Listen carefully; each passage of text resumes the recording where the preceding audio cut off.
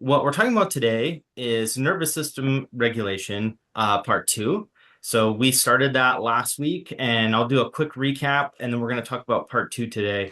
So the first part that we talked about was just how important like your nervous system is to productivity. And so when you think of, let's say you sit down to do lead gen or you go on an appointment, the state of your nervous system is going to have a huge impact on that. And if you don't know me, I actually did 4 years in clinical mental health before I got into real estate.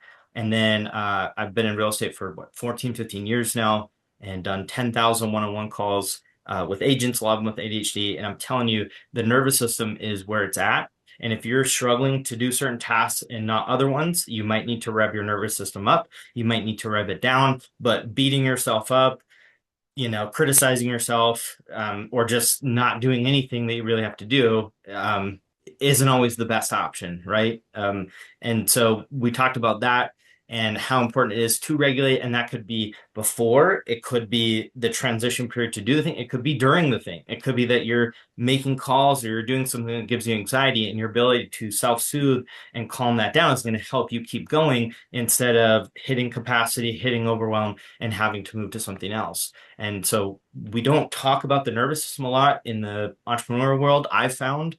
And we talk a lot about a lot of other great things. And I think, especially with the mental health background, I think we're missing that key piece, which so much is about your nervous system. Because the other thing is, if you need to go out and door knock and network or do something, but your nervous system is really revved down, which I'm actually going to pull this chart up again. This is something we talked about last week, and I think it's worth noting again, is the window of tolerance.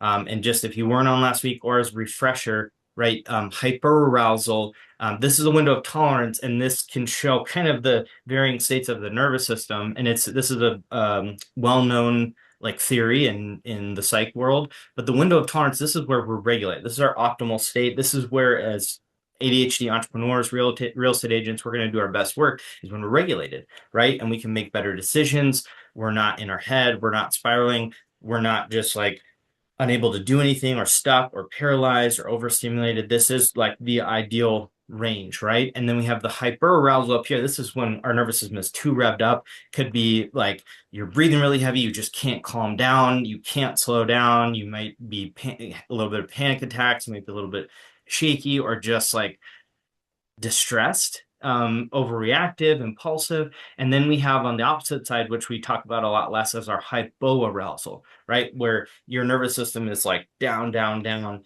and it's hard to rev it up. You might have trouble getting up. You might be experiencing depression, and that could definitely be the diagnosis. And it could turn the volume up on that. Or maybe you have, temporary depression because you're so revved down, and you're so unmotivated, and you can feel lethargic, right? So how and this is a question I've got before, how do you know whether it's like hypoarousal or burnout or depression? Because there can be a difference between the two.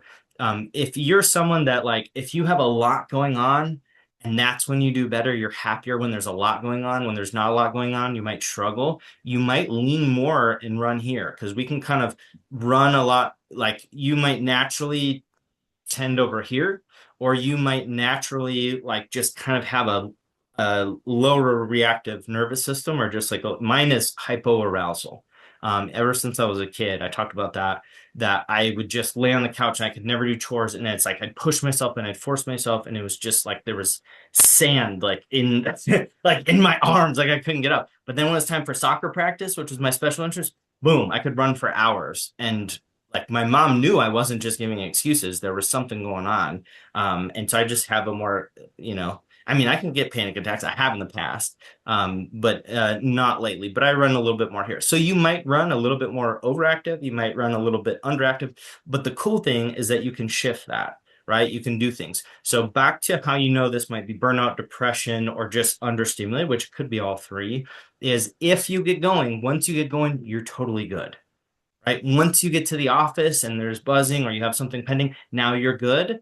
and you're not experiencing the same symptoms, that likely is not maybe as much burnout as you think. If once you get in the office and things are going and you still are just apathetic and don't care about anything and doesn't matter if there's a lot going on or a little bit, then that leads more towards burnout or maybe depression. So anyways, this is what we talked about, this window of tolerance, right? And so if you're going to go do something that's going to take a lot of energy and you're down here, it's going to be a lot harder to make yourself do that thing, right? Just like if you're up here and all of a sudden you got to go to meditate or you got to go to church and it's like, I'm too revved up. I can't do that. It's going to be a lot harder to come down. So being aware of if you want to do something and you can't, the state of your nervous system is going to give you something to name it. And then that's when you can do tools, right? So hypoarousal, when you're totally understimulated, you might get some walking in, you might call a friend that's energetic, you might turn on loud music.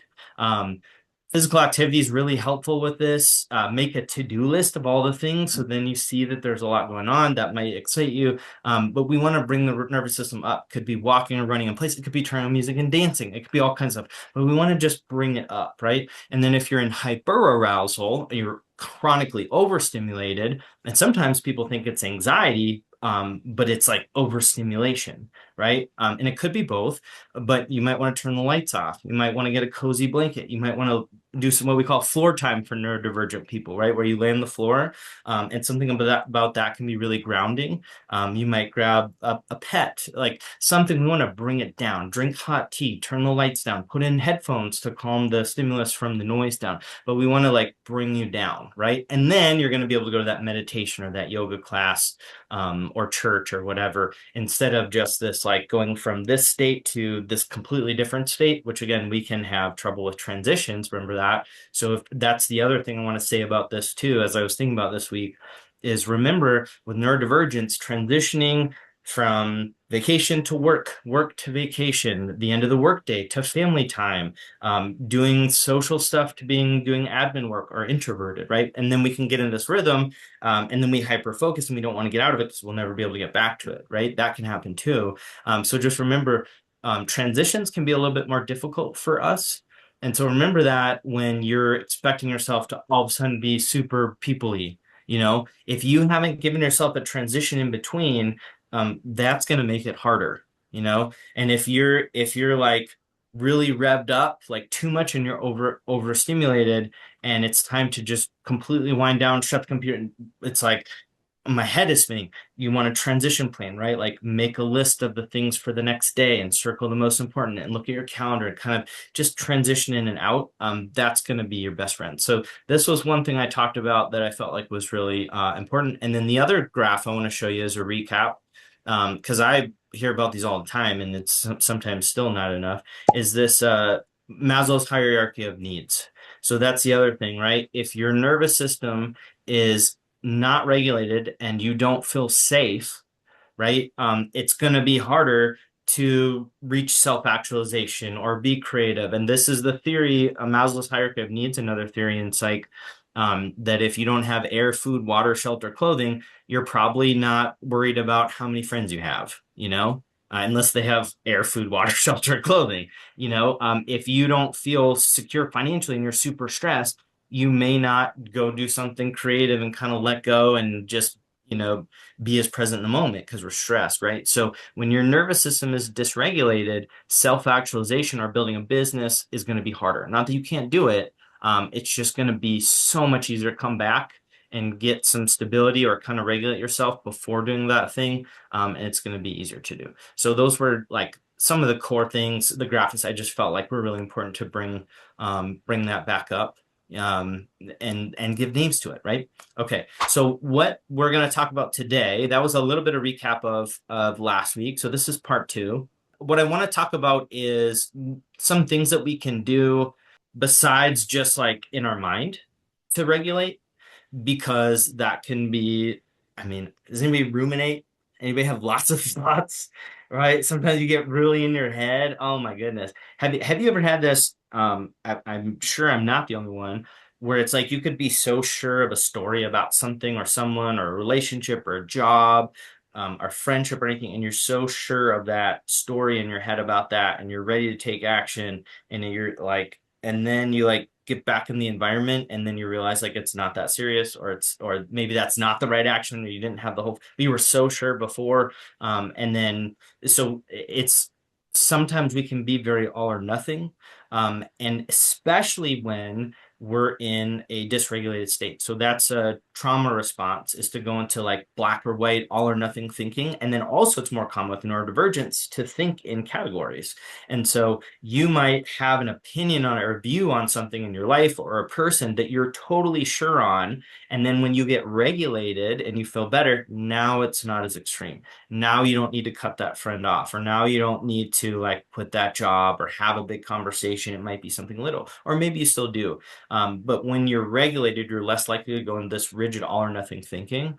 And if I could wave a magic wand right now and remove all of our all or nothing thinking patterns, which I have them too, I've worked on them, we would probably all do way more business.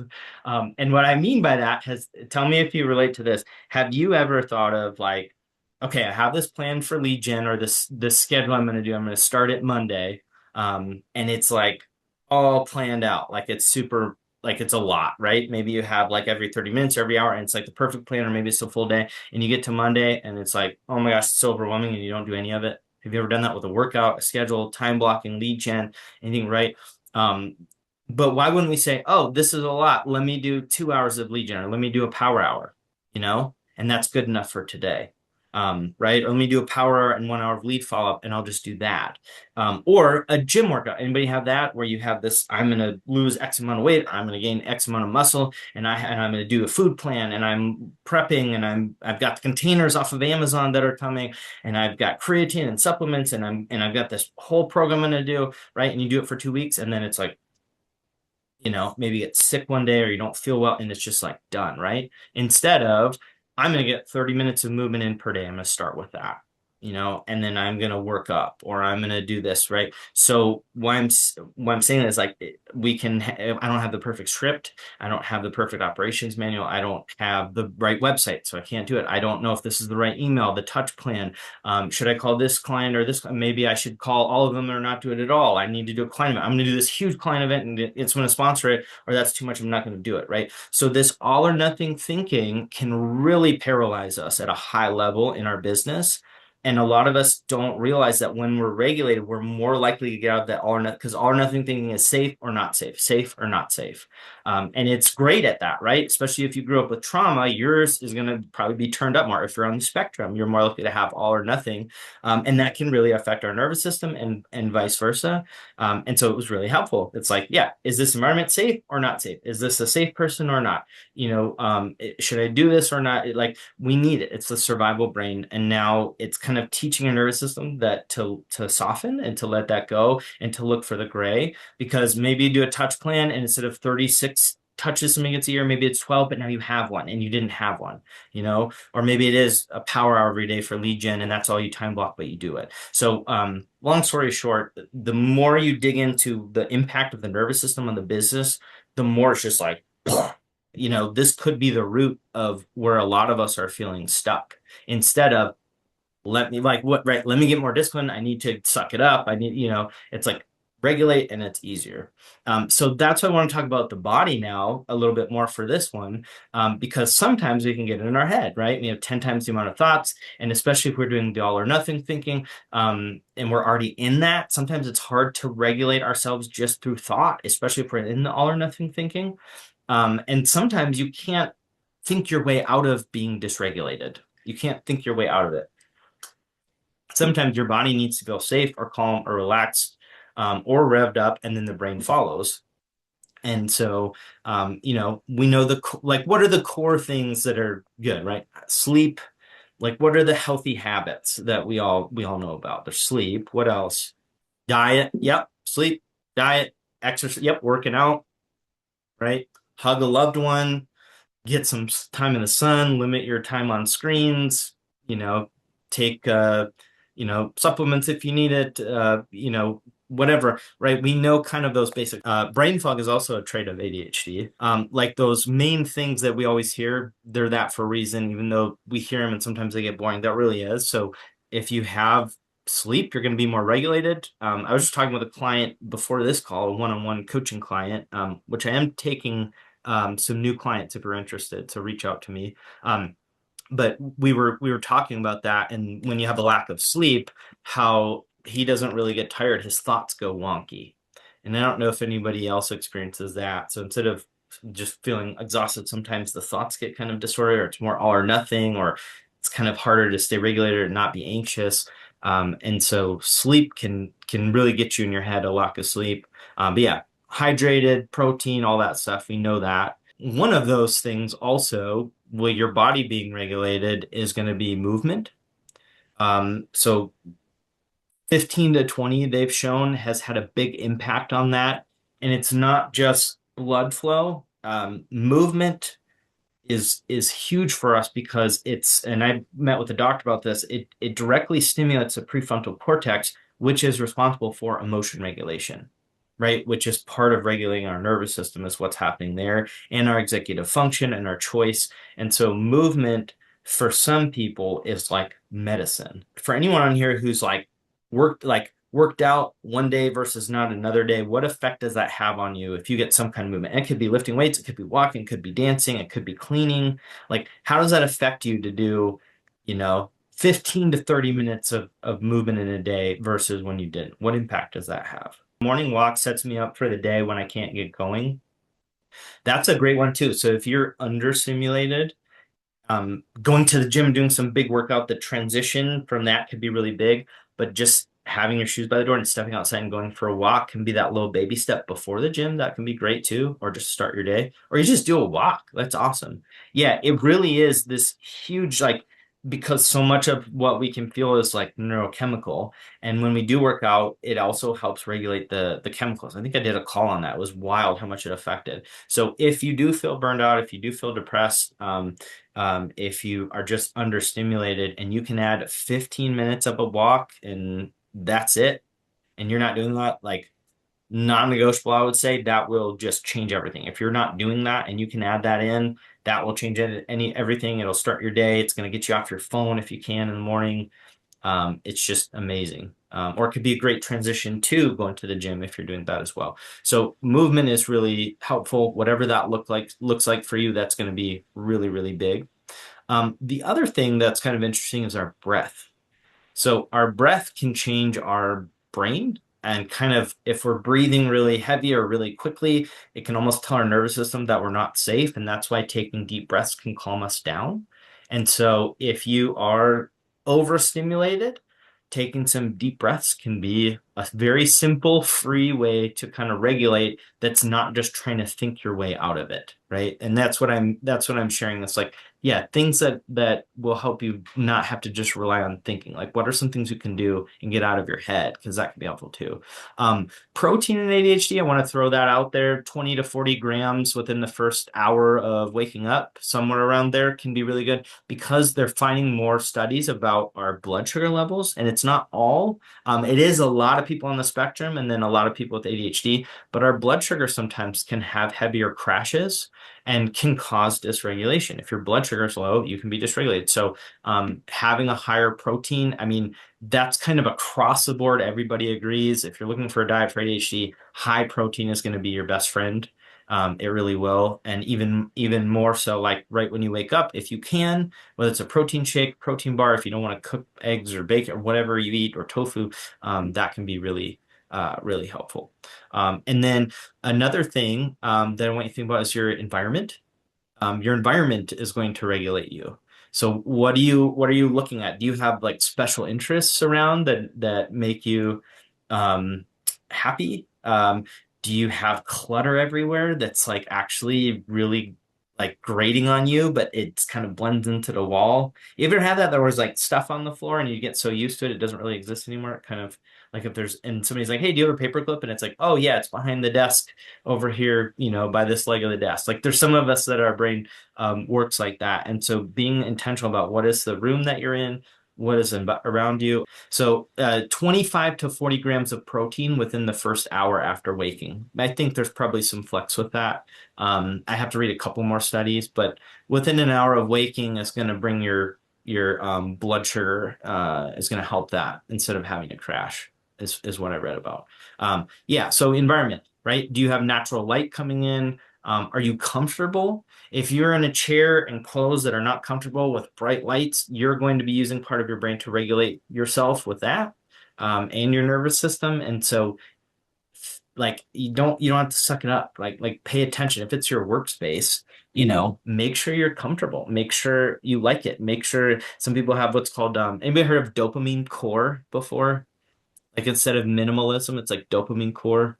So it's like a room with colors, and I wonder if I can find it for you. It's so cool. So this is an example. Like you might not like minimalism. You might like dopamine core. Let me show you. It's really fun. That might be a fun office for you with some Disney going on. You might like pictures, like something that just gives you joy and stimulate. If you're chronically stimulated, having things like this can be really helpful. If you're always running overstimulated, maybe you want a more soothing space, right? But play with your environment. Oh, there's a cute dog. So yeah, how fun is this, right? And so sometimes our environment can have a big impact, and we want to have awareness about who we are, what we need, and that might be a much more fun place to work and help you work better.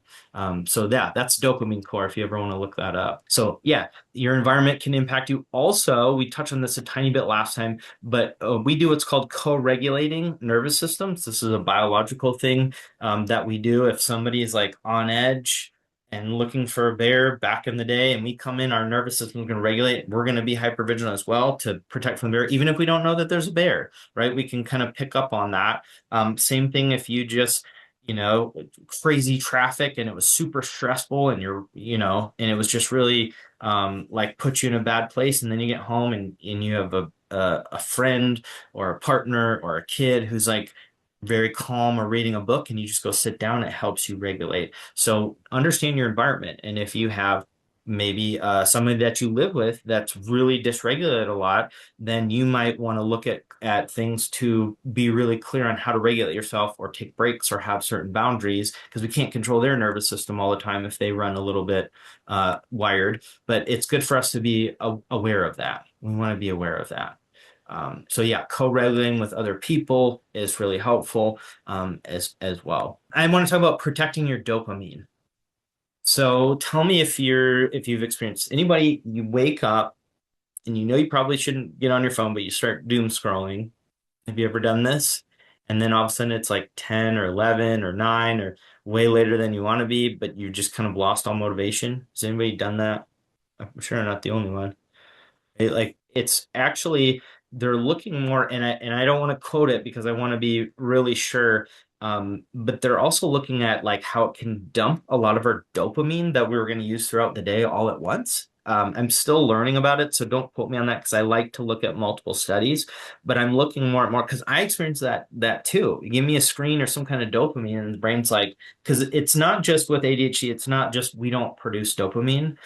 We actually do. Sometimes we can actually produce the same or more or less than someone who doesn't have ADHD. It's the receptors that they're finding out more and more are they're not receiving the dopamine. So it's like you have like the receptors, right? And the dopamine's released, and it's like this shape, and instead of being like this, it's like this, so it can't get in fully, or it doesn't work, or it's like a circle and a triangle, right? So not all the receptors are all a circle, whereas a neurodivergent person they are. But it's like sometimes when we look at those high dopamine, they're doom scrolling, or like these big dopamine spikes or cortisol, it's like it opens the floodgates, and then it's like all the dopamine we were going to have for that morning, it's like it's gone. And then we can also kind of get addicted to the dopamine, right? It's like it's not the same as a drug.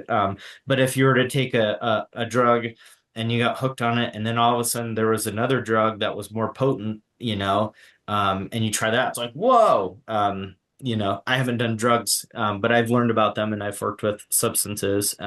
But just learning about what happens with the brain, and then all of a sudden brain's just it needs more and more, right? So if we do the doom scrolling and we're kind of releasing all the dopamine, and it's like we're setting the baseline as this is the level of dopamine coming, and then we go to the task of like putting the dishes away or answering emails, the brain's like, no, let's go back to that other thing. So there's just more and more, and if you can even pause like 10 minutes, ideally 30 minutes to an hour before you turn on your phone. You're going to give your chance a brain to kind of get its baseline going before you're just exposing it to cortisol and stress, because cortisol and stress produces dopamine, and dopamine can be addicting. So why do you like our algorithms are going to give us stuff that's stressful, and shock value, because the more we see that, the more dopamine we get, the longer we stay on it, the more they can run ads. And that's the truth of how that works. I'm still on social media, but our algorithms are designed to keep us on it, and shocking things keep us on it. So protect your dopamine, from social media, news. You might not open your email right off the bat, but just, protect it instead of just dumping it all, right? So yeah, regulation. And like I said last time, regulation is not just being calm. It's getting your nervous system geared up to do the thing you want it to do. Right? You don't want to be super, super calm before you go play a playoff game for like tennis if you're in like the Olympics, right? You want your nervous system to be set up. You don't want to be so calm when you've got to go network and be on and talk to people. So it's not just meditate, breathe, calm. It's where do you need your nervous system to be to perform at your best? And where is it now? And this new awareness, I think for a lot of us is different because we do have more sensitive nervous systems. And so to survive, a lot of times we learned to numb it out and not listen to it because we couldn't, because we were sitting in school with fluorescent lights and uncomfortable chairs and somebody's chewing on their pencil, and we don't know what's going on, and somebody's talking, we can't pay attention. We had to shut down our nervous system to exist in that without having a meltdown, right? It was protective. And so now it's can be kind of weird to just undo that. And you might find certain environments you don't like anymore, or you might like other people, you realize like, oh, this is really draining me. And there can be almost like it's just a process, if you're not super in tune with your nervous system, which a lot of us aren't because we're not taught. And so it's like a new relationship with your nervous system that you can do if you haven't done that. Just a couple more things. Boundaries, right? Make sure you're setting those boundaries with other people, with yourself, knowing where your capacity is and voicing that and sticking to that versus running over the capacity all the time and then just draining yourself. Because if you're fatigued, if you're tired, it's going to be harder to regulate, right? Yeah, that is part two. I'm sure we can do probably part three, four, and five, right? But what I would say just moving forward is checking in where your nervous system's at. When something feels hard, you don't have to do it all the time. But if there's a lot of resistance towards something, I would just check in. Ooh, like what's coming up? Curiosity. Am I like understimulated? Am I overstimulated? And then seeing if you can bring that level a little bit and seeing if that helps, right? Or walking away and coming back.